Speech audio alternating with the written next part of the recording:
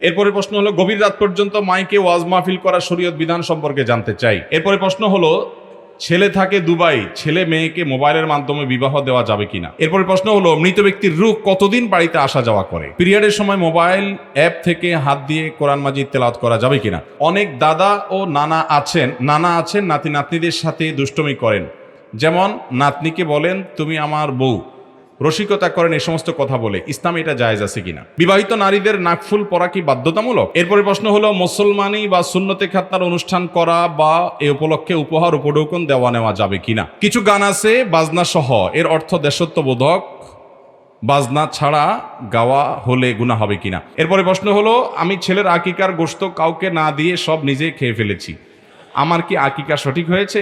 প্রশ্ন, আমাদের মেয়ের বয়স 18 হয়নি, কিন্তু সে একটি ছেলেকে বিয়ে করে নিয়েছে। ছেলেটি ধার্মিক নয়, আমরা চাই না মেয়ে ওই ছেলের সাথে থাকুক, কিন্তু সে তার কাছে যেতে চায়। এখন আমরা যদি জোর করে ছাড়িয়ে দিতে চাই, আমাদের কোনো গুনাহ হবে কিনা। প্রথম কথা হলো যে দিনদারিতা নাই, এবং দিনদারিতা না থাকার কারণে এরকম ছেলে, যে ছেলের সাথে সংসার করার মাধ্যমে তার দিন রিস্কের মধ্যে পড়তে পারে, বাবা মা সেখানে বাধা দেওয়ার অধিকার তাদের আছে, কারণ এটা কুফুসম্মত হয়নি। কুফুসম্মত না হলে, অর্থাৎ অসামঞ্জস্যপূর্ণ হলে পরিবারের সাথে ম্যাচ করবে না। বিশেষ করে দিনদারিতার ক্ষেত্রে এ ধরনের ত্রুটি হলে যে সন্তানের দিনদারিতাটা হুমকির মধ্যে পড়বে, তাহলে অবশ্যই বাবা মা সেখানে আপত্তি করার অধিকার তাদের আছে, এবং সে অধিকার তারা খাটাতে পারেন। প্রয়োজনে কাউন্সেলিং করবেন, বোঝাবেন। সবসময় শুধু প্রেশার ক্রিয়েট করলেই নয়, বরং অনেক ক্ষেত্রে তাদের নসিহা করার প্রয়োজন। আমাদের যুবকরা, আমাদের যুবতীরা, তারা বিপদগামিতার পথে যায়, তাদেরকে বিভ্রান্ত করার জন্য নানা চক্র কাজ করছে। আমাদের যুবকদেরকে ধ্বংস করবার জন্য তাদেরকে নাটক সিনেমার মাধ্যমে অবৈধ ভালোবাসা করার শিক্ষা দীক্ষা দেয়া হচ্ছে। আমাদের এই যুবকরা, তারা বেশিরভাগ বাবা মার অবাধ্য অসামাজিক কার্যকলাপ করে এই যুবকদেরকে ধ্বংস করার জন্য বিভিন্ন বিদেশি নীল নকশা এক শ্রেণীর মিডিয়া বাস্তবায়ন করছে। আমাদের অভিভাবকরা সেসব বিষয়ে সচেতন যদি না থাকি, তার জন্য সবচেয়ে বেশি সাফার করতে হবে আমাদের নিজেদেরকে। বিদায় সন্তানদেরকে এই সমস্ত অপসংস্কৃতির হাত থেকে বাঁচানোর জন্য পারিবারিকভাবে নানা উদ্যোগ থাকতে হবে। আল্লাহ আমাদেরকে তৌফিক দান করুন। এরপরে প্রশ্ন হলো, বিভিন্ন সামাজিক যোগাযোগ মাধ্যম এবং বিভিন্ন মহিলা বিষয়ক অঙ্গ সংগঠন বলছে পুরুষরা হাড় থেকে তৈরি, নারীরা যদি খারাপ কাজ করে তাহলে পুরুষের দোষ। এটা নিয়ে তারা বিভিন্ন ধর্মীয় অপব্যাখ্যা এবং পুরুষদেরকে হেয় প্রতিপন্নর গুজব ছড়াচ্ছে। এ বিষয়ে আপনার কাছে কোরআন হাদিসের আলোকে সঠিক ব্যাখ্যা চেয়ে অনুরোধ জানাচ্ছি। দেখুন, কোরআন এবং হাদিসের বাইরে যদি কোনো গবেষক কোনো গবেষণা করে যদি কোনো কিছু দাবি করেন, তাহলে এই গবেষকের গবেষণা আজ না হোক 200 বছর পরে হোক মিথ্যা প্রমাণিত হতে বাধ্য। কোরআন কখনো ভুল হওয়ার কোনো আশঙ্কা, কোনো সম্ভাবনা। অতএব যদি কোনো গবেষকের গবেষণা কোরআন এবং হাদিসের বিপরীতে দাঁড়ায়, তাহলে বুঝতে হবে এই গবেষকের গবেষণার মধ্যে ত্রুটি বিচ্যুতি ফাঁকফোকর আছে। আজ থেকে 1000 বছর আগের মানুষের কাছে কোরআনের হাদিসের সেই সমস্ত ভাষ্য যদি তুলে ধরা হতো, যেগুলো দ্বারা বোঝা যায় আল্লাহ তাআলা বান্দার আমলকে পরিমাপ করবেন। আল্লাহ বলেছেন ওয়ানাযাউ মাওয়াজিনাল কিসত লিয়াউমিল কিয়ামা। আল্লাহ বলেছেন যে প্রতিটা আমলকে পরিমাপ করা হবে। আমল আবার মাপা হবে কিভাবে? 1000 বছর আগের মানুষ কি এটা বুঝছে? তখনকার মানুষদের গবেষণা তো এই আয়াতকে অস্বীকার করার কথা, ঠিক কিনা বলেন? যে না, এটা তো মাপার জিনিস না, আমল আবার কাজ, এটা তো ধরা ছোঁয়া যায় না, অস্পৃশ্য জিনিস, এটা আবার কিভাবে পরিমাপ হবে? 1000 বছর আগের মানুষ থার্মোমিটার যখন আবিষ্কার হয় নাই, এরকম আরো অনেক পরিমাপ যন্ত্র যখন আবিষ্কার হয় নাই, তখনকার মানুষের কাছে এই আয়াতটা যুক্তিতে, লজিকে ধরতো না, বুঝে আসতো না। তখনকার গবেষকরা কেউ যদি নিজের গবেষণা দিয়ে সত্য অসত্য সব নিরূপণ করতে চাইতো, তাহলে তাদের গবেষণা অনুযায়ী কোরআন আয়াতকে তারা ভুল মনে করতো, নাউজুবিল্লাহ, ঠিক কিনা বলেন? কিন্তু আজকে আমাদের কাছে দিনের আলো মতো পরিষ্কার যে ধরা যায় না, ছোঁয়া যায় না, এরকম জিনিসও পরিমাপ করা যায়। কোরআনে কারীমের বহু আয়াত আছে যেটার বাস্তবতা হয়তো আজকের গবেষকরা ধরতে পারছেন না, 500 বছর পরে ধরতে পারবে, 1000 বছর পরে ধরতে পারবে। আল্লাহ রাব্বুল আলামিন কোরআনে কারীমে বহু কিছু বলেছেন যেটার বাস্তবতা আমরা এখন টের পাচ্ছি। রাতে তাড়াতাড়ি শুয়ে যাওয়া নবী সাল্লাল্লাহু আলাইহি সাল্লামের সুন্নত, দেরি না করা, রাতে তাড়াতাড়ি শোয়া, এশারের পরে কথাবার্তা না বলা, এশারের আগে খাওয়া দাওয়া করা। এশারের খাওয়া দাওয়া করলে তাড়াতাড়ি শুলে কী লাভ হবে? এখন বিজ্ঞানীরা, গবেষকরা বলছে রাতের প্রথম প্রহরে ঘুমাইলে, বিশেষ করে 10টা থেকে 2টা, এই টাইমটা মানুষের শরীরে ইমিউনকে স্ট্রং করে, ঠিক 10টা থেকে 2টা। আর নবী করিম সাল্লাল্লাহু আলাইহি সাল্লাম তাহাজ্জুদের জন্য রাতের 1/3 3/1 ভাগ কয় ঘন্টা হয় দেখেন, ওই ঠিকই 2টার পরে হবে, অথবা রাতের অর্ধেক কিংবা আরও বেশি সময় তিনি তাহাজ্জুদে কাটাতেন আর এশার পর শুয়ে যেতেন। আম্মা জান আয়েশা বলেছেন, কানান নবী সাল্লাল্লাহু আলাইহি সাল্লাম ইয়াকরাহু আন-নাওম ক্বাবলা আল-ইশা ওয়াল হাদিস বাদা। নবীজি এশার আগে ঘুমানো অপছন্দ করতেন, এশার পরে গল্প সল্প করা, কথাবার্তা বলা, আড্ডাবাজি করা অপছন্দ করতেন, শুয়ে যাওয়া পছন্দ করতেন। তাহলে নবী সাল্লাল্লাহু আলাইহি সাল্লামের সুন্নাতটাই আজকের বিজ্ঞান বলছে মানুষের জন্য স্বাস্থ্যসম্মত, মানুষের জন্য উপযোগী, মানুষের জন্য উপকারী। এরকম একটি নয়, শত শত আয়াত এবং হাদিস যেটা গবেষকরা আজকাল গবেষণা করে বের করেছেন, হ্যাঁ এটা যথার্থ, কিন্তু আজ থেকে 500 বছর আগে যখন এই গবেষণা হয়নি তখনকার মানুষের কাছে এটা যৌক্তিকতা বুঝে আসে নাই। কোরআনের কোনো বিষয় যদি কোনো গবেষকের গবেষণায় মনে হয় যে না গবেষণা বলছে অন্য কথা, কোরআন বলছে অন্য কথা, গবেষকের গবেষণা ভুল, কোরআন ভুল হওয়ার কোনো আশঙ্কা সম্ভাবনা নাই। আল্লাহ রাব্বুল আলামিন আমাদেরকে কোরআনের প্রতি ঈমান আনার তৌফিক দান করুন। কিয়ামতের আগে বহু ফিতনা হবে ভাই। এই ফিতনাগুলো, এই বিভ্রান্তিগুলোর ভিতরে একটা হলো যে কোরআন এবং হাদিসের সাথে কন্ট্রাডিক্টরি অনেক গবেষণা প্রমাণ করার চেষ্টা করা হবে। যদি গোটা পৃথিবীর সব মানুষও চিৎকার করে বলে কোরআনের বিপরীতে কোনো কথা, তাহলে সকল মানুষ মিথ্যাবাদী হতে বাধ্য, ভুল হতে বাধ্য। কোরআন কখনো ভুল হতে পারে। শত শত হাজার হাজার বছর যাবৎ শত শত হাজার হাজার ইস্যু কোরআন এবং হাদিসের, যেগুলো আজকে বিজ্ঞান স্বীকার করছে কিন্তু একসময় বিজ্ঞান স্বীকার করে নাই। বিজ্ঞান হলো শুধুমাত্র একটা ধারণা। বিজ্ঞান হলো একটা ধারণা, আর কোরআন কোনো ধারণা না। কোরআন হলো ইয়াকিনী বিষয়, নিশ্চিত বিষয়, যেটার ব্যাপারে কোনো সন্দেহ করবার কোনো সুযোগ। আল্লাহ তাআলা ফিতনা সংকুল এই সময় আমাদের ঈমানকে হেফাজত রাখার তৌফিক দান করুন। দাজ্জাল যখন বের হবে তখন তো সে এমন এমন মিরাকল দেখাবে যে আপনার কাছে রীতিমতো সন্দেহের মধ্যে আপনি পড়ে যাবেন। বহু ইমানদার দুর্বল ইমানদার তারা বেঈমান হয়ে দাজ্জালের অনুসারী হয়ে যাবে। এইরকম ফিতনা সংকুল সময়ও আসবে। এই জন্য এই সমস্ত ফিতনায় যেন আমাদের ঈমান হারা না হই, আল্লাহ আমাদেরকে সে তৌফিক দান করুন। এরপরে প্রশ্ন হলো 31st নাইট অল্প পরিসরে করা যাবে কিনা? যদি না করা যায় তাহলে যাহারা বলে তাহাদের পিছনে নামাজ কতটুকু দুরূস্ত হবে? অল্প পরিসরে করবেন না। আপনি 20 যদি অল্প পরিসরে খান যাবে কিনা? অল্প পরিসরে খাইলে, অল্প পরিসরে 20 পান করলে সেটাও ক্ষতি হবে। অতএব হারাম জিনিস অল্প পরিসরে করলেও কি হবে? সেটা বছরের প্রথম প্রহর আনন্দে উদযাপন করে যদি অতিবাহিত করতে হয়, অর্থাৎ নতুন বছরের আগমন যদি আনন্দের কারণ হয়, তাহলে বছরের বিদায় বেদনার কারণ হবে কি হবে না? যার আগমনটা আপনাকে আনন্দ দেয় তার বিদায়টা আপনাকে কষ্ট দিবে কি দিবে না? যার আসলে আপনার খুশি লাগে সে লোকটা চলে গেলে আপনার কষ্ট হবে কি হবে না? তাহলে বছরের প্রথম প্রহর আসছে, আপনি খুশি হচ্ছেন, ফুর্তি করছেন, বুঝলাম নতুন বছর আসছে এই জন্য খুশি হয়েছেন। তো যেই বছরটার আগমনে খুশি হচ্ছেন, এর এক মুহূর্ত আগেও তো একটা বছরের অতিবাহিত হলো, বিগত হলো, একটা বছর শেষ হলো। তো বিদায়ী বছরের শেষে হওয়ার কারণে বছরের বিদায় লগ্নে কি আপনি কেঁদেছেন? তাহলে আপনার হাসার কোনো যৌক্তিক অধিকার থাকতে পারে? যারা পেগান প্রকৃতি পূজারী তারা পৃথিবীর ইতিহাসে নওরোজ মানে নতুন দিন এটা তারা উদযাপন করত। এটা পারস্যে হতো। সেখানকার অগ্নিপূজক এবং বিভিন্ন পেগানরা বিভিন্ন প্রহরকে পুজো করতো। এর ভিতরে বছরের প্রথম দিনকে তারা পুজো করত। এটা পরবর্তীতে খ্রিস্টানরা তাদের মধ্যে ধারণ করছে। দুঃখজনক হলো এখন মুসলমানের সন্তানরা তারা সেটা ধারণ করছে। মুসলমানের সন্তান যে সাহাবায়ে কেরামের সন্তান, নবী করিম সাল্লাল্লাহু আলাইহি ওয়াসাল্লামের সন্তান, বাঘের বাচ্চা শিয়ালের পিছে গুড়গুড় করছে। সে যাচ্ছে খ্রিস্টানদের এই সমস্ত বস্তাপচা সস্তা অযৌক্তিক এবং সম্পূর্ণ আপনার ইলজিক্যাল কাজ, এগুলোকে সে গায়ে মাখায় নিচ্ছে। আপনি আমাকে বলেন বছরের প্রথম প্রহরে আপনাকে আনন্দ করতে হবে, উৎসব করতে হবে, এটা আপনার কোন যুক্তি কুলা যে বছরের প্রথম প্রহর উৎসব করলে সারা বছর আপনি ভালো থাকতে পারবেন? এর চাইতে বড় হাস্যকর যুক্তি আর কি আছে?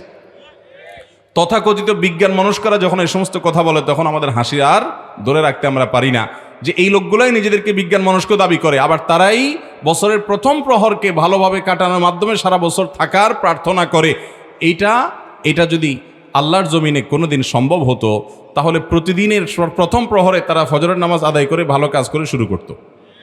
অতএব 31st নাইট উদযাপন এটা অগ্নিপূজক এবং পেগানদের থেকে আসছে। আজকে যারা নিজেদেরকে অগ্রগতি এবং উন্নতির ধ্বজাধারী দাবি করছে আর ওলামায়ে কেরামকে দিনদারদেরকে যারা সেকেলে দাবি করছে, দুঃখজনক হলো তারাই সেগুলোকে ধারণ করে আছে।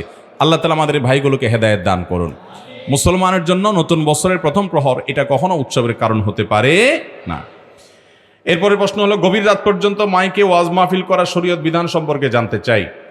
ভাই, এই বিষয়ে আমরা বিভিন্ন জায়গায় বলেছি, আমাদেরকে ওয়াজ মাহফিলের দাওয়াত দিতে হলে একটা ফরম পূরণ করতে হয়। সেই ফরমের মধ্যে বেশ কিছু পয়েন্ট লেখা থাকে, তার ভিতরে একটা লেখা এটা যে গভীর রাত পর্যন্ত মাহফিল চালানো যাবে না, মাইক দূর দূরান্ত পর্যন্ত স্থাপন করা যাবে না, অন্য ধর্মাবলম্বীদের অসুবিধা হয় সেভাবে মাহফিল করা যাবে না। নবী করিম সাল্লাল্লাহু আলাইহি সাল্লামের মসজিদে নববীতে এক ব্যক্তি জোরে কোরআন তেলাওয়াত করেছে। নবী করিম সাল্লাল্লাহু আলাইহি সাল্লাম পর্দা সরিয়ে সম্ভবত ইতিকাফে ছিলেন, তাকে ডেকে বললেন, তুমি যাকে শোনাতে চাচ্ছ তিনি বদির নন, তিনি সামিয়া, সব কিছু শুনতে পান, অতএব তুমি এত জোরে জোরে আওয়াজ করার দরকার নেই, আশেপাশে মানুষ ইবাদত বন্দি করছে। আমরা সেই ইসলামের অনুসারী যে ইসলাম কারোর ডিস্টার্ব বা ক্ষতির কারণ হতে পারে এমন কোনো কাজ করার পারমিশন আমাদেরকে, যেই মাহফিলের মাইকের আওয়াজ মানুষের জীবনকে অতিষ্ঠ করে ফেলবে সেই মাহফিল কর্তৃপক্ষ নিজেদের এই ভুল কাজকে সংশোধন করা কর্তব্যের অংশ। শুধু মাহফিল কেন, রাজনৈতিক সভা, সাংস্কৃতিক অনুষ্ঠান, এরকম নানান নামে আমাদের দেশে যে পরিমাণ শব্দ সন্ত্রাস হয়, শব্দ এইটাকে আপনার অনিয়ন্ত্রিতভাবে এইটাকে ব্যবহার করা হয়, এটা মানুষের জীবনযাত্রাকে ব্যাহত করার মতো হলে সেটা করা জায়েজ নাই। ঢাকার বনশ্রীর এক মাহফিলে আমি কিছু পথ আসার পরে আমার এক পরিচিত লোক মাহফিল এলাকার, উনি মেসেজ দিয়েছেন যে ভাই আপনি নাকি আসছেন এখানে, এখানে দূর দূরান্তে মাইক লাগাইছে, আমার বাসার পাশে একটা লাগাইছে, আমার ফোনেও কথা বলা যাচ্ছে না, আমার জীবনযাত্রা ব্যাহত হওয়ার অবস্থা। আমি কর্তৃপক্ষকে জানালাম যে আপনাদের মাহফিলে আমি আসছি না, ধন্যবাদ, কারণ আপনি আমার শর্ত ভঙ্গ করেছেন। তারপর তারা অবশ্য অনুরোধ করে মাইকটা খুলে তারপরে রেডি করেছেন, আমি তারপরে এসে আলোচনা করেছি। মনে রাখবেন, মানুষ মানুষের ডিস্টার্ব করে, কষ্ট হতে পারে, এরকম কোনো কাজ ইসলামের নামেও করা কি নাই জায়েজ। হ্যাঁ, কোথাও যদি এরকম হয় যে আশপাশে পুরো এলাকায় ওয়াজ শোনার জন্য প্রস্তুত, যৌক্তিক একটা সময় 10টা সাড়ে 10টা পর্যন্ত করেছেন, মাইকের বিকট শব্দ নাই। অনেকে আছে যে অনেকে বাড়ির সামনে গিয়ে মাইক লাগে। আমাকে এক সাবেক সংসদ সদস্য বলছে, হুজুর আমার এলাকায় যত হুজুর মাহফিল করে, হুজুরদের বিভিন্ন গ্রুপ আছে, যত গ্রুপের হুজুররা মাহফিল করে আমার বাড়ির দিকে একটা মাইক অবশ্যই লাগাই দেয় যে এই বেটারে ওয়াজ শোনাইতেই হবে। তো বলে, হুজুর আমার বাসায় হার্টের রুগী আছে, আমি নিজে অসুস্থ মানুষ, মোবাইলে কথা বলতে হয়, আমি ওই মাছের মতো ছটপট করতে থাকি, কিন্তু হুজুরদেরকে বলতে পারি না, বলতে গেলে হুজুরা বলবে নাস্তিক, ইসলাম বিদ্বেষী। ভাইরা আমার, এগুলো ইসলাম না। আমাদের দ্বারা কারোর কষ্ট হোক সেটা কি ইসলাম আমাদেরকে অনুমতি দিতে পারে? সেটা করা যাবে না। এবং একটা বিষয় না বললেই নয় এই প্রসঙ্গে, তা হলো আমাদের দেশে শতকরা কয়টা বিবাহ হয় যে বিবাহে ব্যান্ড পার্টি আর ডিজে পার্টির অত্যাচার হয় না? কয়টা বিয়ে হয়? যুবকরা, আমরা যদি মানুষ না হই তাহলে এই দেশটা কোনোদিন পরিবর্তন হবে। আমরা প্রতিজ্ঞা করতে হবে যে আমার বিয়ে আমি হারাম মুক্ত করব। আপনার বিয়েতে আপনি ব্যান্ড পার্টি ডিজে পার্টি এনে আপনার আওয়াজে পুরো এলাকার মানুষের জীবনযাত্রা ব্যাহত করবেন, প্রতিটা মানুষ আপনার বিয়েতে বদদোয়া করবে, আপনার দাম্পত্য জীবনের সুখ কখনো আসতে পারে। অতএব আমরা প্রতিজ্ঞা করব যুবকরা যে আমার বিয়েতে এরকম কোনো অত্যাচার হবে, নিয়ত করবো তো ইনশাআল্লাহ। আল্লাহ আমাদেরকে তৌফিক দান করুন। এরপরে প্রশ্ন হলো, ছেলে থাকে দুবাই, ছেলে মেয়েকে মোবাইলের মাধ্যমে বিবাহ দেওয়া যাবে কিনা? বিবাহ পড়ে বাড়িতে এসে পুনরায় কালেমা পড়াতে হবে কিনা?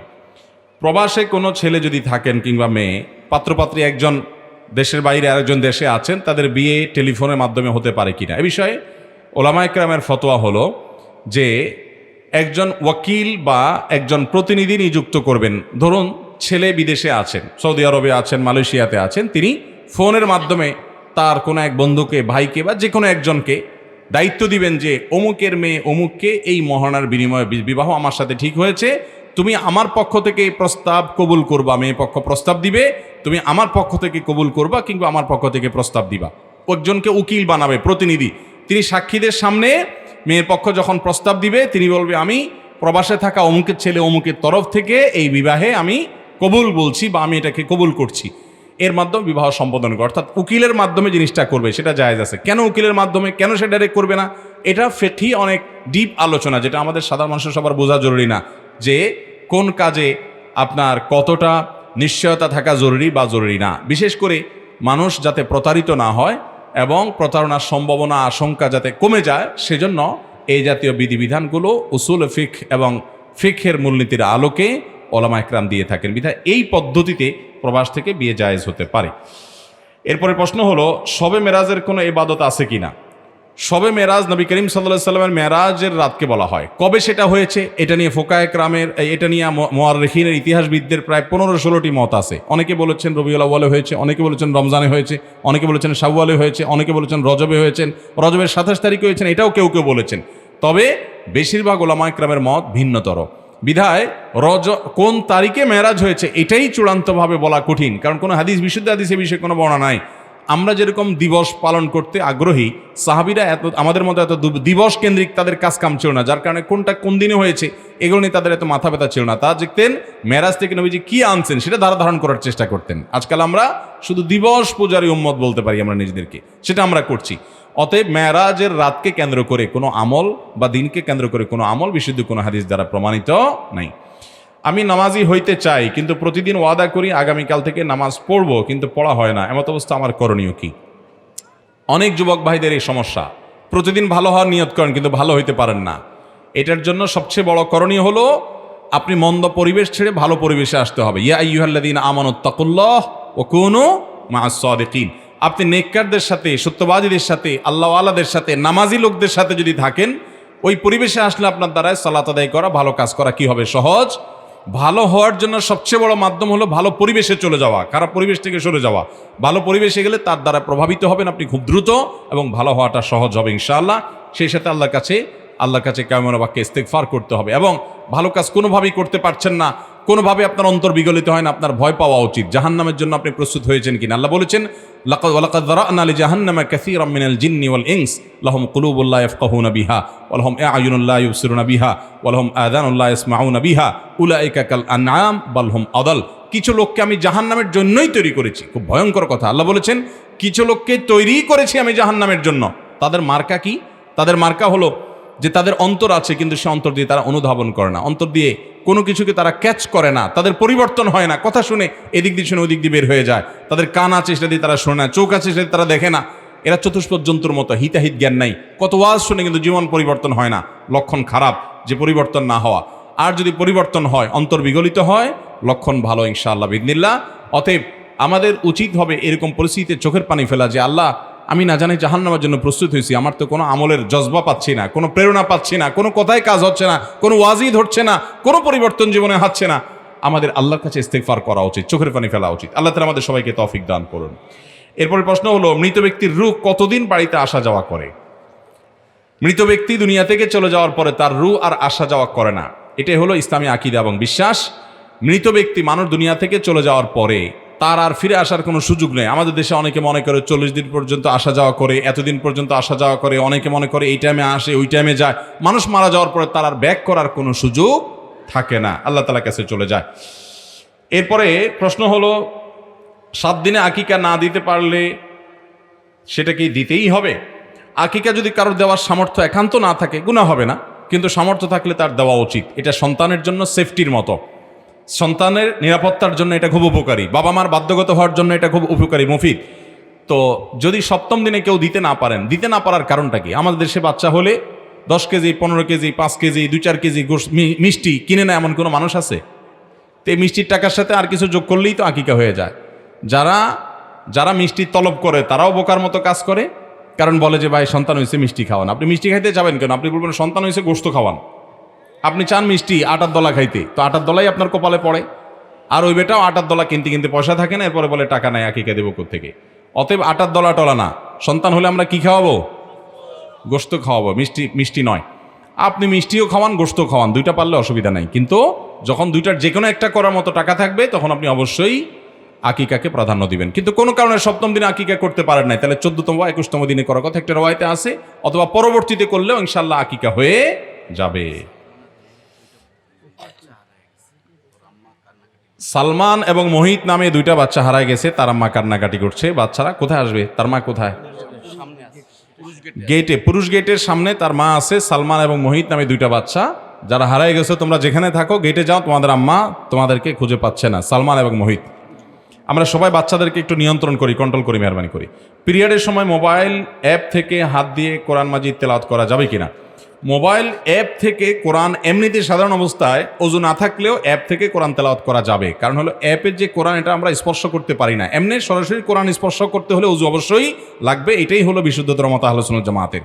তবে নারীরা পিরিয়ড অবস্থায় তারা তেলাওয়াত করবেন কিনা, জমহুর উলামা ইকরামের মত হলো না, তারা এই অবস্থায় কোরআন তেলাওয়াত করবেন না, তারা অপেক্ষা করবেন। যেগুলোকে ওজিফা হিসাবে দোয়া হিসাবে পড়েন যে সমস্ত আছে সেগুলো পড়তে পারেন, কোনো অসুবিধা নেই। এরপরে প্রশ্ন হলো মানুষ মারা গেলে কি তার নামে খতম দেওয়া যাবে কিনা? কোনো মানুষের মৃত্যুর পর তার জন্য সবাই আমরা দোয়া করব।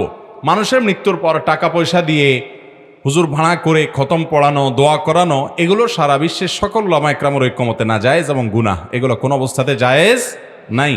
এবং দারুল দেওবন্দের ঐতিহাসিক ফতোয়া আছে এই বিষয়ে, যে মৃত ব্যক্তিকে কেন্দ্র করে তার জন্য আপনি কোরআনকানি করালেন, করায় যাদেরকে করেন তাদেরকে পয়সা দিলেন, এগুলো জায়েজ হতে, মৃত ব্যক্তির জন্য যা কিছু হবে সব আল্লাহর জন্য হবে, এখানকার জন্য বিনিময় নেওয়াও জায়েজ নাই, বিনিময় দেওয়াও জায়েজ নাই। মৃত্যুর 40 দিন পর মৃতের আত্মা বাড়িতে আসে, বিশ্বাসটি কেমন? একটু আগে উত্তর আমরা দিয়ে ফেলেছি। অনেক দাদা ও নানা আছেন নাতি নাতনিদের সাথে দুষ্টমি করেন, যেমন নাতনিকে বলেন তুমি আমার বউ, রসিকতা করেন, এই সমস্ত কথা বলে, ইসলামে এটা জায়েজ আছে কিনা? খুব দরকারি একটা প্রশ্ন। ইসলামী শরীয়তের দৃষ্টিতে দাদা এবং নানা তারা বাবার মতো শ্রদ্ধার পাত্র, তারা দুষ্টমি করার মতো, ইয়ারকি ফাজলামতি করার মতো কোনো ব্যক্তিত্ব তারা নন। কিন্তু আমাদের সমাজে কিভাবে এটা আসলো জানি না, যে দাদা এবং নানা মানে হলো তাদের সাথে ওই যে শালা ভগ্নিপতির মতো ইয়ারকি ফাজলামতি করাটাকে আমাদের সমাজে মনে করে এটা বৈধ, এটা মনে হয় যৌক্তিক। কোরআনে কারিমে আল্লাহ রাব্বুল আলামিন কোথাও কোথাও বাবার পূর্ববর্তী যারা আছেন পূর্বপুরুষ তাদেরকে আবা বলেছেন, অর্থাৎ তোমাদের বাপ দাদাদের সবাইকে বাবা বলে আল্লাহ তাআলা সম্বোধন করেছেন, তার মানে তাদেরকে বাবার মতো মর্যাদা দিতে হবে। তাছাড়া বাবারও বাবা যিনি, তার সাথে আপনি দুষ্টমি কিভাবে করেন? কোন অবস্থাতে এটা ইসলামী শরীয়তের দৃষ্টিকোণ থেকে জায়েজ হতে, বিশেষ করে এই জাতীয় ফাজলামি, যে আপনারা একজন আরেকজনকে দুষ্টমি করে বললো আমি তোমাকে বিয়ে করলাম, তুমি আমার নাতির সাথে কিভাবে বিয়ের কথা চিন্তা করতে পারে? এটা মুখ দিয়ে বলতে পারে কিভাবে? যে দাদা নানা করে তাদের জাহালাত আছে, মূর্খতা আছে, আর যে নাতি নাতনি দুষ্টামি করে দাদা নানার সাথে বা দাদি নানির সাথে, তারাও মূর্খতার মধ্যে আছে। তাদেরকে বাবার মতো, দাদাকে এবং নানাকে বাবার মতো, দাদিকে এবং নানিকে মায়ের মতো শ্রদ্ধা করতে হবে। ইয়ারকি ফাজলামতির সম্পর্ক না। আমার দেশে বেশিরভাগ পরিবারেই দাদা নানা, দাদি নানি, তাদেরকে মনে হয় এরা রসিকতামূলক তাদের সাথে সম্পর্ক, ইয়ারকি ফাজলামতি করা যাবে, জি না, এটা জায়েজ নাই এবং তাদেরকে শ্রদ্ধা করতে হবে। দুষ্টমি করে দেখা যায় যে এমন অনেক কাজ করা হয় যেটা রীতিমতো তাদের সঙ্গে আদব এবং শিষ্টাচারের খেলাফ। ইসলাম আমাদেরকে শিষ্টাচার শিখিয়েছে, অতএব সেটা জায়েজ নাই। বিবাহিত নারীদের নাকফুল পরা কি বাধ্যতামূলক? আমাদের সমাজে অনেকে বলেন বিবাহিত নারীরা নাকফুল খুলে ফেললে স্বামীর ক্ষতি হবে। শুনছেন আপনারা এই মাসালা? বলে যে বিবাহিত নারীদের নাকে ফুল না থাকলে স্বামীর অসুবিধা হয়ে যাবে। আমি বলি এই মাসআলা যদি সঠিক হইতো তাহলে কোনো স্বামী যদি একটু ডানবাম করতো, বউ বলতো নাকফুল খুলে ফেললাম, তখন চান্দু সোজা হয়ে যাবে, কারণ নাকফুল খুলে তার ক্ষতি হয়ে যাবে। যে হয় সোজা হও, আমার জন্য শাড়ি চুড়ি নিয়ে আসো, আমার চাইনিজ চটপটি খাওয়াও, আর না হলে কিন্তু নাকফুল খুলে ফেললাম, কারণ নাকফুল খুলে ফেললে স্বামীর ক্ষতি হয়ে যাবে। তাহলে বোঝা গেল এটা একটা বোগাস মাসালা। স্বামীর নাকফুল, স্ত্রীর নাকফুলের সাথে স্বামীর কোনো ভালো মন্দের সম্পর্ক নাই। এরপরে প্রশ্ন হলো,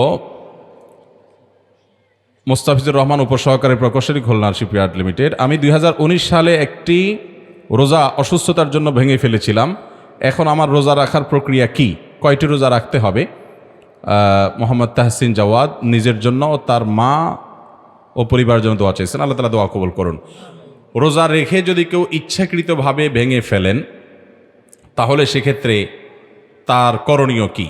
তিনি কি একটি রোজা কাজা রাখলেই হবে, নাকি তার সাথে আরও টানা 60টা রোজা কাফারা রাখতে হবে?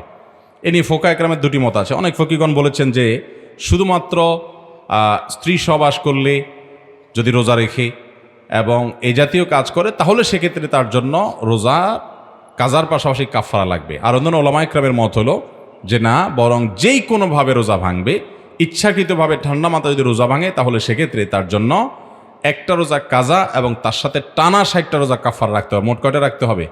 61টা। এবং টানা রোজা রাখতে গিয়ে যদি মাঝখানে কোনো গ্যাপ তৈরি হয় তাহলে আবার শুরু থেকে রাখতে হবে। আর যদি এইভাবে টানা 60টা রাখার সক্ষমতা তার না থাকে তাহলে 60 জন মিসকিনকে খাদ্য দান করতে হবে। এর মাধ্যমে তার এই রোজার কাফারা আদায় হবে। রোজা রেখে ভেঙে ফেলা এটা খুব ভয়াবহ একটা বিষয়।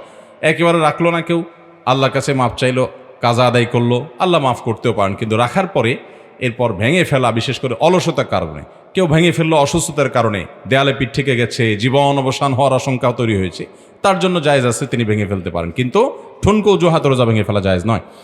এরপরে প্রশ্ন হলো, মুসলমানি বা সুন্নতে খাতনার অনুষ্ঠান করা বা এ উপলক্ষে উপহার উপঢৌকন দেওয়া নেওয়া যাবে কিনা?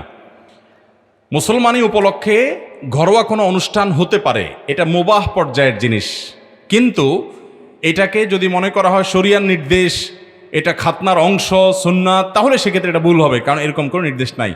সালাফের মধ্যে কেউ কেউ তাদের সন্তানদের এই জাতীয় আপনার খাতনার অনুষ্ঠানকে কেন্দ্র করে সন্তানের মনকে খুশি রাখার জন্য, তার কষ্ট হয়েছে তাকে আনন্দ দেওয়ার জন্য আত্মীয় স্বজনকে নিয়ে খাবার দাবার অ্যারেঞ্জমেন্ট করেছেন, এরকম বিভিন্ন রেওয়ায়েত পাওয়া যায়। এখান থেকে ওলামায়ে কেরাম বলেছে এটা মুবাহ, যদি কেউ চায় করতে পারেন, বাকি এটা করতে হবে শরীয়ত নির্দেশিত বিষয়টা সেরকম না।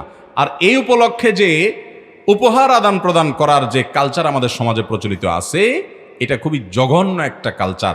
বিশেষ করে শুধুমাত্র এই উপলক্ষে না, যুবকরা যারা বিয়ে শাদী এখনো করেন না, সামনে করবেন, নিয়ত করেন যে আপনাদের বিয়ে শাদী উপলক্ষে টেবিল চেয়ার বসায় চাঁদাবাজি হবে না। ঠিক আছে তো ইনশাআল্লাহ? আমি জানি না কোনো দেশে, অন্য কোনো দেশে এই বাজে কালচারটা আছে কিনা, যে হোটেলে খাইতে গেলে মানুষ সাধারণ নর্মাল হোটেলগুলোতে খাইতে গেলে মানুষ খাওয়া দাওয়া করে বের হওয়ার সময় এরপরে মিসিয়াররা বলে যে এত টাকা হয়েছে, তারপর আপনি টাকা দেন। আর বিয়ে শাদিতে ঢুকার সময় টেবিল চেয়ার নিয়ে বসে থাকে, খাতা কলম নিয়ে বসে থাকে, কি নিয়ে আসছেন, কত টাকা দিয়েছেন, আগে লেখা যান, খাবেন 500 টাকা, দিয়ে যাবেন 5000 টাকা। তো এর চাইতে বড় অত্যাচার আর কিছু হতে পারে?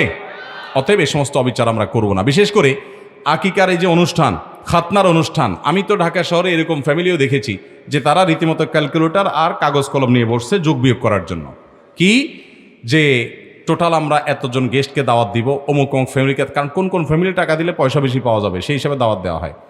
তো এই দাওয়াত দেওয়ার পরিকল্পনা করার পর আনুমানিক অ্যাভারেজে যদি 1000 করে সবাই নিয়ে আসে, কত টাকা হবে, তারা খাবে কত টাকা, থাকবে কত টাকা, তাহলে লাভ লস কত কি, এসব না করে একটা হোটেলে ব্যবসা করেন, এর চাইতে নিকৃষ্ট চাঁদাবাজি হতে পারে? অতএব এগুলো কোন অবস্থাতে আমরা করবো না। আল্লাহ আমাদেরকে বোঝার তৌফিক দান করুন। ভাই পিছনে আপনারা দাঁড়ায় আছেন কেন? এতগুলো মানুষ, কোনো সমস্যা আপনাদের? বসেন, আপনারা দাঁড়ায় আছেন কেন? একই মজলিসে একই দিনে প্রথম স্বামীকে তালাক এবং একই দিনে অন্য স্বামীকে গ্রহণের বিধান কি, এর সঠিক মাসআলা কি? দেখুন, বিবাহ বিচ্ছেদ আমাদের সমাজে এত বাড়ছে যে বিয়ে যে হারে হচ্ছে, তালাকও সে হারে হচ্ছে অনেকটা। খুব ভয়ঙ্কর একটা ব্যাপার। আমাদের পরিবার ব্যবস্থাপনা ভেঙে পড়েছে, আমরা অনেকে টেরও পাচ্ছি না।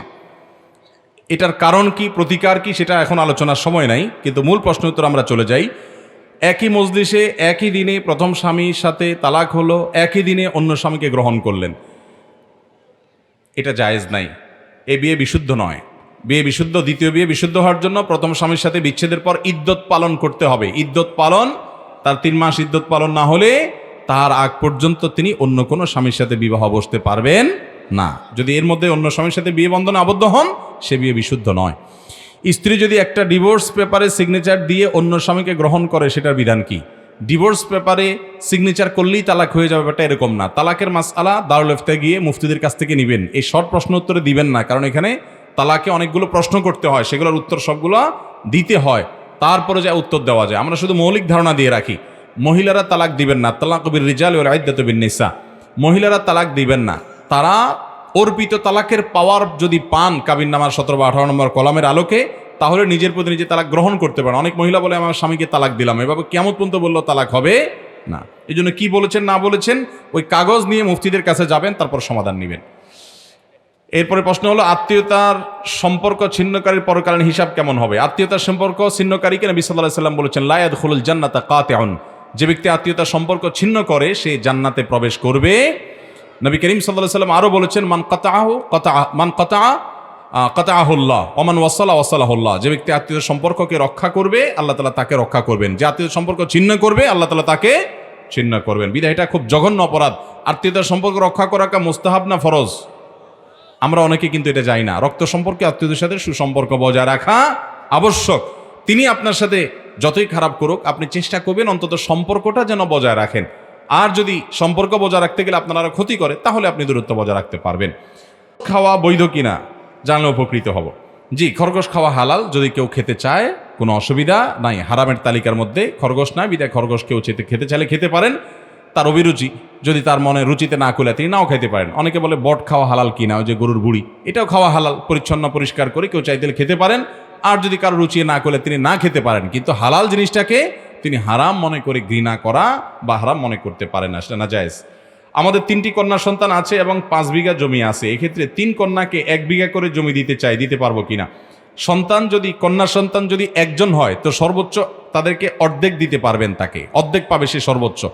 আর যদি 2 বা 2 এর অধিক হয় তো আল্লাহ বলেছেন ফাইন কুন্না নিসাআন ফাওকা ইসনাতাইনি ফালাহুন্না সুলুসা মা তারাক। তোমাদের কন্যা সন্তান যদি 2 বা ততোধিক হয় তাহলে তারা তোমার টোটাল সম্পদের 2/3 পাবে, 3 ভাগের 2 ভাগ পাবে, বাকি 1 ভাগ তোমার অন্যান্য যে আত্মীয়রা আছে তাদের মধ্যে কোরআন আলোকে বর্ণিত হয়ে যাবে।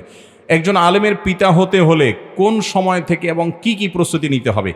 আলেমের পিতা হতে চান, হাফেজের পিতা হতে চান, কয়েকটা বিষয় খেয়াল রাখবেন। নাম্বার 1, প্রথম কথা হলো নিজে যথাসম্ভব আমলদার, মুত্তাকি, পরহেজগার মুসলমান হওয়ার চেষ্টা করেন, নিজে আমলদার মানুষ হওয়ার চেষ্টা করেন। 1। দ্বিতীয় কাজ হলো ওলামা একরাম এবং তোলাবাদের মহব্বত করেন। অনেক মানুষ আমি দেখছি নিজে ব্যক্তিগতভাবে দিনদার, কিন্তু আলেমদের বিদ্বেষ লালন করে, হুজুরদের পিছনে শুধু খোঁচাখুচি করে, ইমাম সাহেবের পিছনে খোঁচাখুচি করে। এই মানুষগুলো আমি দেখেছি, বহু লোক আমি দেখেছি যে তার 4-5টা ছেলেকে বহু চেষ্টা করছে, একটাও আলেম হয় নাই। যদি কোথাও হয় সেটা বিচ্ছিন্ন বিষয়, হবে না এমন কোনো কথা আমি বলতেছি না, কিন্তু হয় না সচরাচর। অতএব আপনার সন্তানকে আলেম বানানোর জন্য আলেম এবং তালেব ইলমদেরকে মহব্বত করতে শিখেন, ভালোবাসতে শিখেন, স্নেহ করতে শিখেন, শ্রদ্ধা করতে শিখেন।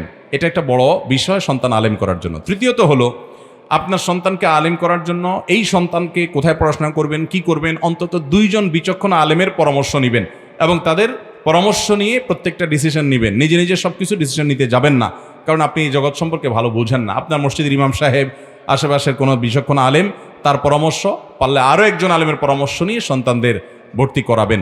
আর 4 নম্বর করণীয় হলো চোখের পানি ফেলবেন। আমার আব্বাজান রহমতুল্লাহ আলাইহির একটা ভিডিও আপনারা অনেকে দেখেছেন যে উনি সবসময় আমাদের জন্য দোয়া করতেন আল্লাহর কাছে, এবং এত ওলামাদের হাদিয়া আব্বা দিছেন। আমার ছোটবেলা আমরা দেখতাম যে আমাদের উস্তাজদেরকে এমন কোনো উস্তাজ পাওয়া কঠিন হতো যে উস্তাজের কাছে আব্বার হাদিয়া পৌঁছাইতেন না, সবার কাছে পৌঁছাইতেন এবং রীতিমতো দোয়া করতেন। আমার আম্মাজান রহমতুল্লাহ আলাইকে আমরা ছোটবেলা থেকে দেখেছি, আমি তো বহুবার দেখেছি যে জায়নামাজে বসে চোখের পানি ফেলতে ফেলতে বুক বাসা ফেলতেন, আল্লাহ আমার ছেলেকে আপনি আলেম বানান। আমি খুব দুষ্ট প্রকৃতি ছিলাম, মাদ্রাসা থেকে পালা যেতাম, তো আমার আম্মা এলাকার যে আলেম ওলামারা ছিলেন তাদের অনেকের কাছে চলে যেতেন, যে তাদের কাছে পর্দার আড়াল থেকে কান্নাকাটি করতেন, ভাই আব্বা তখন দূরে ছিলেন, আমার ছেলেটাকে নিয়ে যান, নিয়ে আসেন, বুঝান, অনেক মেহনত করতেন।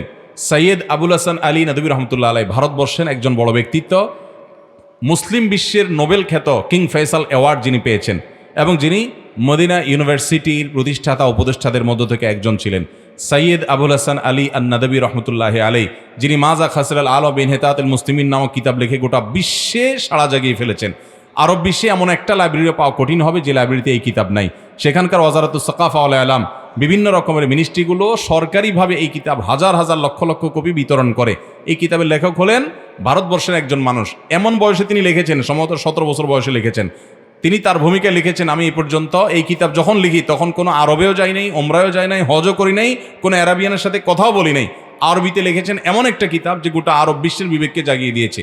মাজারা খাসিরাল আলম বিন ইনহিতাতুল মুসলিমিন, বাংলা অনুবাদ হয়ে গেছে, মুসলমানদের পতনে বিশ্বের কি ক্ষতি হলো, মুসলমানরা পৃথিবীর ড্রাইভিং সিটে নাই এখন, তাতে পৃথিবীর কি ক্ষতি হলো, এটা তিনি সেখানে পর্যালোচনা করেছেন। চমৎকার একটা বই। যাই হোক, এই বইয়ের লেখক আলী মিয়া নদভী রহমতুল্লাহ আলাইহির সংক্ষেপে বলা হয়। উনি একটা বই লিখেছেন মেরি আম্মা, বাংলা বের হয়েছে আমার আম্মা জান। এই বইয়ে তিনি অনেকগুলো পয়েন্ট লিখেছেন তার মায়ের। তার ভিতরে একটা হলো, উনি বলেন যে আমি ছোটবেলায় দেখতাম আমার আম্মা জান বিছানায় বসে দোয়া করতেন, আয় আল্লাহ এক সে হাজারোं কি জরুরত পুরি ফরমা। আল্লাহ আমার এই আলিমিয়া একজনকে দিয়ে হাজার আলেম যে কাজ করতে পারে আপনি সেই কাজ নেন। এবং এই দোয়া আল্লাহ তাআলা এরকম কবুল করা করছে যে আলিমিয়ার দ্বারায় হাজার তো বটেই, লাখো আলেমের কাজ আল্লাহ তাআলা নিয়েছেন। এই জন্য সন্তান আলেম বানাতে চান, তাদেরকে দিনদার বানাতে চান, মুত্তাকি বানাতে চান, আপনি আল্লাহর কাছে চোখের পানি ফেলেন, দোয়া করেন, এই কাজগুলো বিশেষভাবে করবেন। আর গতানুগতিক আলেম না, দাওরা পাশ করলো, টাইটেল পাশ করলো, আলেম হয়ে গেল, এটা না, বরং আমলদার আলেম হওয়াটা এই যুগে বড় কঠিন। আমি সবসময় বলি, আপনি একজন সাধারণ রাস্তার ব্যবসায়ী, সেখান থেকে আপনি বিলিয়নিয়ার হয়ে গেছেন অল্প দিনের মধ্যে, এটা যতটা কঠিন, আল্লাহ কাউকে 2-4টা ছেলে মেয়ে দিয়েছেন। আজকের বিশ্ব বাস্তবতায়, আমাদের দেশ এবং গোটা বিশ্বের বাস্তবতায় চতুর্মুখী শত শত ফিতনা থেকে বাঁচিয়ে সন্তানকে মানুষের মতো মানুষ হিসেবে গড়ে তোলা ওই গরিব ব্যবসায়ীর কোটিপতি বা বিলিয়নিয়ার হওয়ার চাইতে কঠিন কাজ। এই পরিমাণ বাধা, শিক্ষা অর্জন করতে যাবে সেখানে বিষ ঢুকায় দেওয়া হচ্ছে, বিনোদন নিবে সেখানে বিষ ঢুকায় দেওয়া হচ্ছে, তার ব্রেন ওয়াশ করা হচ্ছে, তাকে বিভিন্ন নামে বেনামে, তার ভিতরে কুফুরি, তার ভিতরে শিরক, তার ভিতরে নেফাক ঢুকিয়ে দেওয়া হচ্ছে। এই ফিতনা থেকে বাঁচিয়ে আপনার সন্তানকে আপনি মুসলমান বানাবেন, মুত্তাকি বানাবেন, আল্লাহর জমিনে এর চেয়ে কঠিন কাজ আরেকটা নেই। শিক্ষিত বানানো খুব সোজা, আপনি তাকে মাস্টার্স করাতে পারবেন, পিএইচডি, ইভেন আলেম বানানো সোজা, দাওরা পাশ করায় দিলেন গতানুগতিক। কিন্তু দাওরা পাশ করলেই যে সে আমলদার হবে, মুত্তাকি হবে এমনটা তো জরুরি। এই জন্য আমলদার মানুষ হওয়ার জন্য নিজে আমলদার হতে হবে, আল্লাহর কাছে চোখের পানি ফেলতে হবে। আল্লাহ আমাদের সন্তানদেরকে সমস্ত ফিতনা থেকে বাঁচিয়ে মুত্তাকি, পরহেজগার, ভালো মানুষ হওয়ার তৌফিক দান করুন। ভালো সন্তানের মার্কা কি জানেন? আমি বলি যে আপনার ছেলে আপনার চোখের দিকে তাকায় কথা বলতে ইতস্তত বোধ করবে, কাচুমুচু করবে, নিচের দিকে তাকায় কথা বলবে, ভয়ে, লজ্জায়, লাজুকতায়। আপনার ছেলে তার মা কোনো কাজ করতে দেখলে দৌড়ায় যায় হাত থেকে, তার কাজটা নিয়ে নিবে।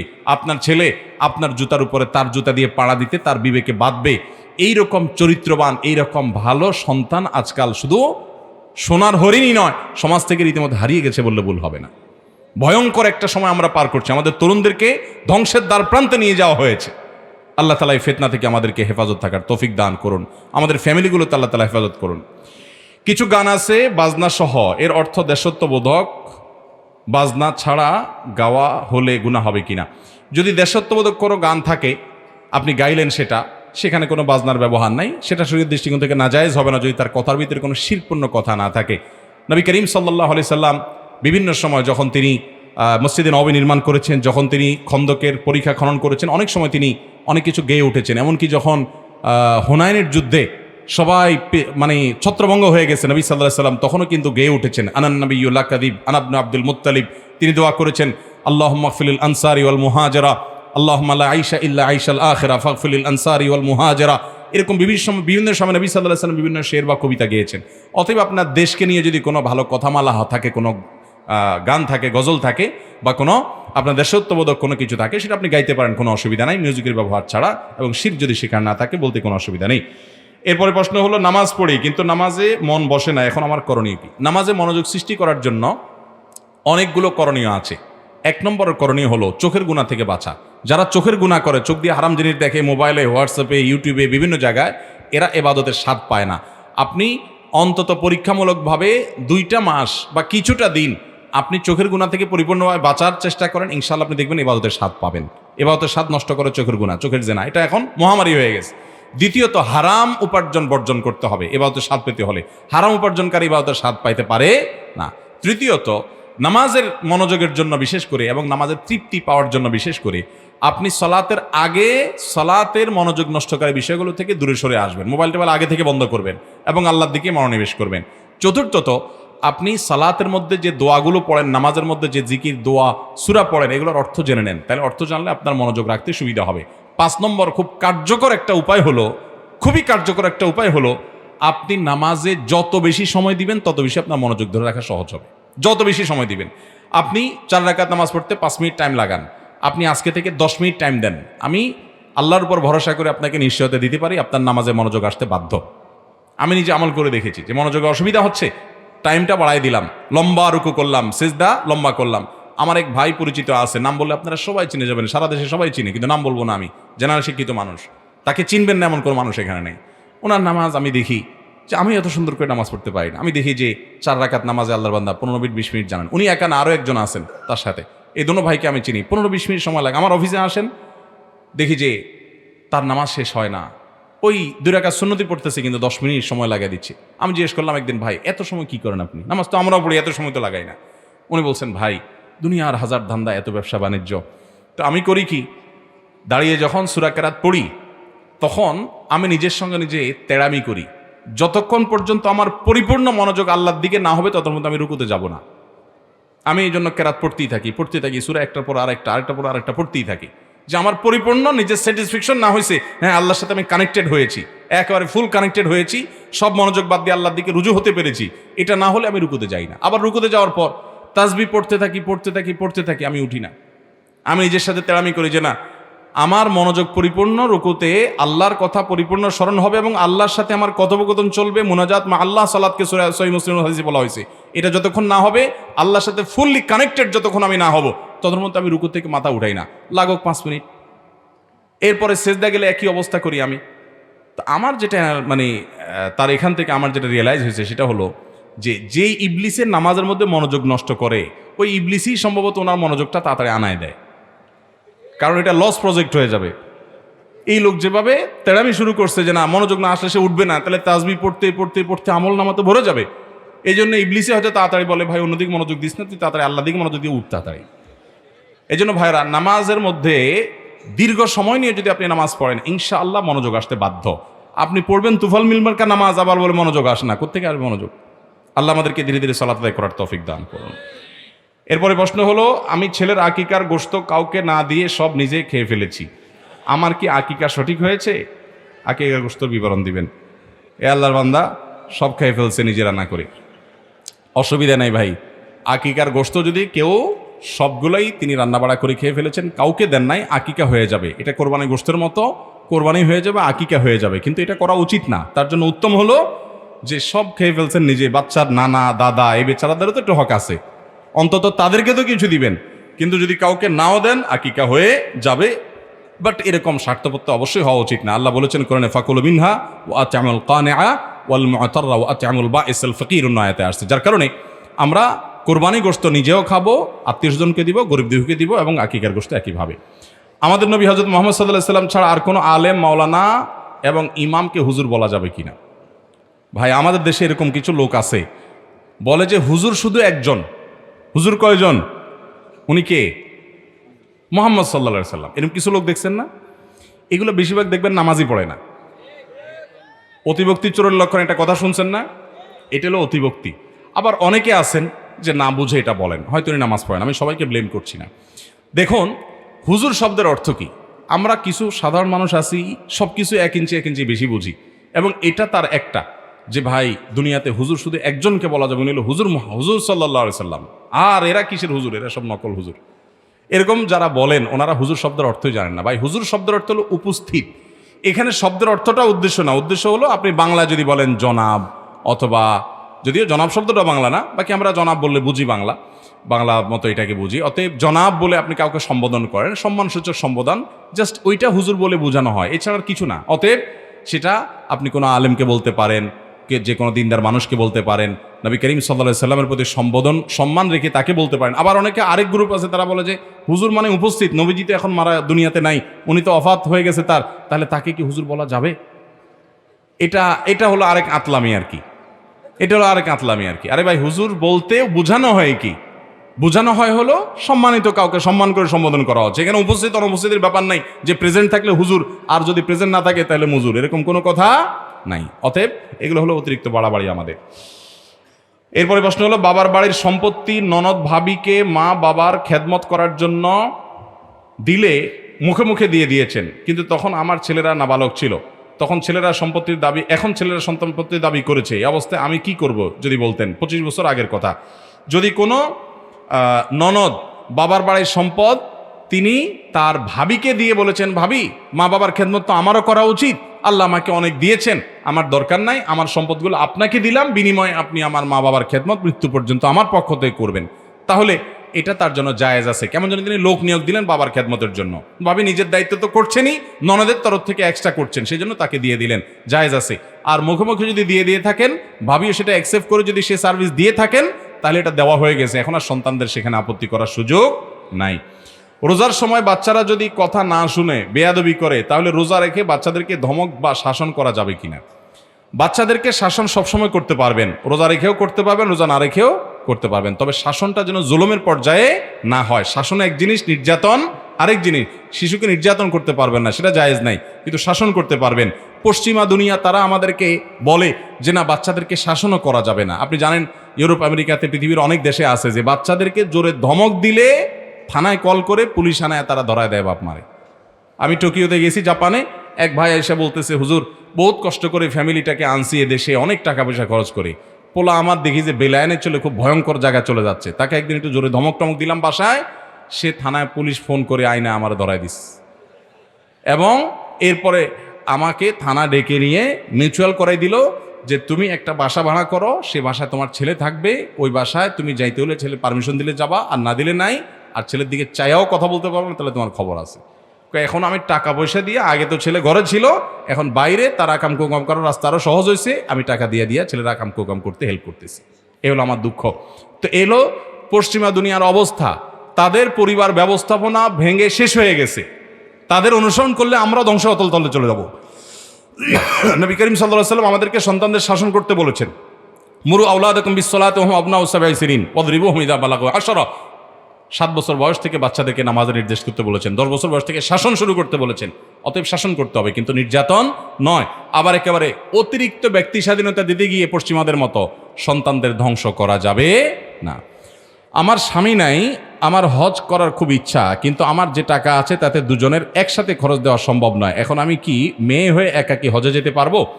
মেয়ে হয়ে একাকি হজে যেতে পারবেন না। নবী করিম সাল্লাল্লাহু আলাইহি ওয়াসাল্লাম বলেছেন, লা তুসাফিল মারআতু ইল্লা মা যি মাহরামিন, কোনো নারী মাহরাম ছাড়া সফর করতে পারবে না, এটা পারবে না। অতএব মাহরাম লাগবে নারীদের সফরের জন্য। মুশকিল হলো আমাদের অনেকের প্রশ্ন, কেন হুজুর পুরুষ যেদিকে ইচ্ছা যেতে পারবে, মহিলারা সফর করতে গেলে পুরুষ লাগবে কেন সাথে? এটা মহিলাদের প্রতি অবিচার না, বৈষম্য না? শুধু সব কিছু মহিলাদের উপরে আপনারা মাসালা আরোপ করেন। বাইরে আমার, আমি সবসময় বলি, মহিলারা হলো প্রেসিডেন্টের মতো। বাংলাদেশের মাননীয় মহামান্য প্রেসিডেন্ট যদি বলেন যে আমি অনেক দিন হয়েছে এই বন্দি জীবনে আসি, আমি একটু এ সমস্ত এই কডন টডন সব ভেঙে চুরে আমি একটু কারণ বাজারে যাই, একটু সবজি কিনতে চাই, তাকে দিয়ে দেওয়া হবে? উনি চাইলেও কে দেওয়া হবে? উনি যদি বলেন যে আমি ঢাকা শহর লোকাল বাসে একটু ঘুরতে চাই, মন খুলে মানুষের সাথে কতদিন মিশি না, দেওয়া হবে ওনাকে? কেন দেওয়া হবে না? ওনার ভালোর জন্য, ওনার নিরাপত্তার জন্য, ঠিক কিনা বলেন? ঠিক একইভাবে একজন নারী তিনি দূরে কোথাও সফরে যাবেন, তাহলে অবশ্যই তার সাথে মাহরাম থাকতে হবে। মাহরাম না থাকলে তার নিরাপত্তার সমস্যা হবে। এই জন্য হজে বা ওমরাতে মাহরাম ছাড়া সফর করা জায়েজ নাই। সৌদি সরকার তাদের নিয়ম তুলে নিয়েছে। আগে আপনার ওমরা এবং হজের ভিসা হওয়ার জন্য মাহরাম সাথে দেখাইতে হতো, এখন এটা লাগে না, সৌদি গভর্নমেন্ট তুলে দিছে। তাদের হয়তো অনেক পয়সা কড়ির দরকার, শরীয়তের বিধান গুরুত্ব তাদের কাছে হয়তো কমে গেছে, কিন্তু আল্লাহর বিধান, কোরআন হাদিসের বিধান পরিবর্তন হয় নাই। সরকার পরিবর্তন হতে পারে, সরকার দৃষ্টিভঙ্গি পরিবর্তন হতে পারে, কোরআন হাদিস কোনোদিন পরিবর্তন হয় না, হতে পারে। এমনকি সৌদি আরবে আলেমরাও এটাকে জায়েজ এখনো পর্যন্ত বলেন নাই। অতএব মাহরাম ছাড়া কি হবে না, সফর এই হজে সফর করা, ওমরা সফর করা জায়েজ হবে না। আমার দ্বারা একজনের হক নষ্ট হয়েছে, আমি তার কাছে ক্ষমা চেয়েছি, তার নামে দানও করি, তাও আমার মনে হয় আল্লাহ আমাকে এই বিষয়ে পাকড়াও করবেন। এখন আমার করণীয় কি? আল্লাহর ব্যাপারে এরকম ভয় থাকা ভালো, এটা খারাপ না যে আমার তওবা কবুল হয়েছে কিনা। মনটা ছোট থাকবে, অন্য কারোর সাথে দুর্ব্যবহার করতে 10 বার চিন্তা করব। বেশি করে যুবক ভাইরা, যৌবনকালে গায়ের জোর আছে, 3-4 বন্ধু মিলে যাচ্ছেন কোথাও, ধমক দিলেন রিকশাওয়ালাকে, চায়ের দোকানদারকে, যার তার সাথে ব্যবহার খারাপ করলেন, ভাবসাব শরীরের মধ্যে আসলো, কিয়ামতের ময়দানে জবাবদিহি করতে হবে। মুফলিস হবেন। নবী সাল্লাল্লাহু আলাইহি ওয়াসাল্লাম বলেছেন, আতাদরুনা মাল মুফলিস? কারা মুফলিস জানো?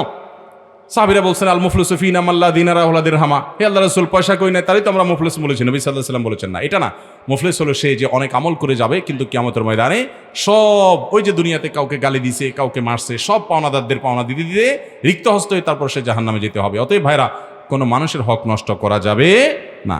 কিন্তু আপনি তার কাছে মাফ চাইছেন, সেও মাফ করে দিয়েছে, আপনি আল্লাহর কাছে ক্ষমা পাবেন, এটাই আশা রাখবেন। অতিরিক্ত ভয় যেটা আপনাকে রীতিমতো নিরাশ করে দিবে, সেটা কিন্তু আবার কুফরি পর্যন্ত নিয়ে যাবে। কারণ ওয়ালা ইয়াইআস মির রাউহিল্লাহিল কওমুল কাফিরুন, এটা আমাদের সাবধান থাকতে হবে।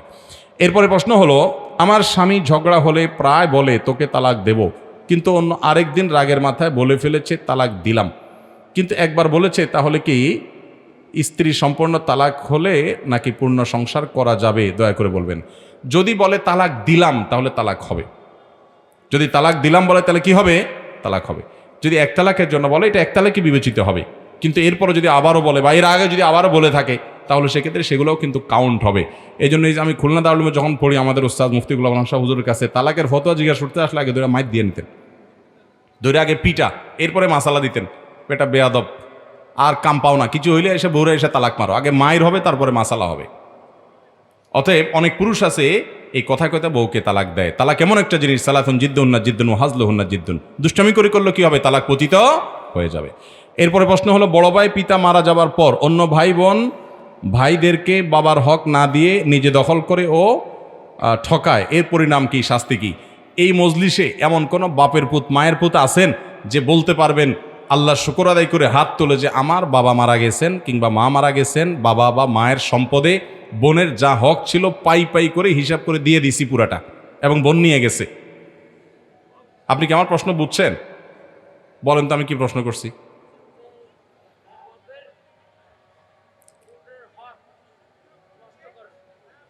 বোনের হক বলতে কি বুঝছেন আপনি? আপনার বাবা মা মারা গেছেন? কে মারা গেছেন? আল্লাহ ওনাদের প্রতি রহম করুক। আপনার বাবা মারা যাওয়ার পরে আপনার বাবার সম্পদ ভাগযোগ করছেন? ইনশাআল্লাহ করছেন না আলহামদুলিল্লাহ করছেন? আলহামদুলিল্লাহ করছেন। আপনার বোন কয়জন? ভাই কয়জন? এই ভাগ বটরা কোত্থেকে জানছেন? আলেমদের কাছ থেকে নিছেন? শুনছেন, শুনে শুনে ভাগ করে ফেলছেন? মিরাজ ফরাজ তো এত সোজা জিনিস না। আচ্ছা যাক, বোনদের হক দিছেন, লামসাম কিছু দিয়া বলছেন ঠিক আছে আর দাবি করিস না, তাহলে কি? কোন আলেমের কাছ থেকে মাসালা জিজ্ঞাসা করছেন? কুমিল্লা লাকসাম থানার কোনো মাদ্রাসা, কোনো হুজুরের কাছ থেকে? তো তাদেরকে বাবার ভিটার হক কেমনে দিছেন বলেন?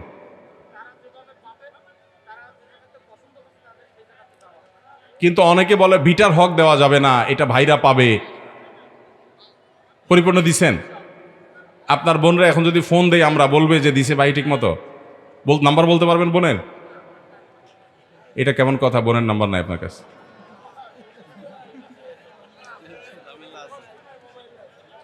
দাঁড়ান, বোনেই ফোন করছে কিনা আল্লাহ জানে, নগদে ফোন চলে আসছে মনে হয়।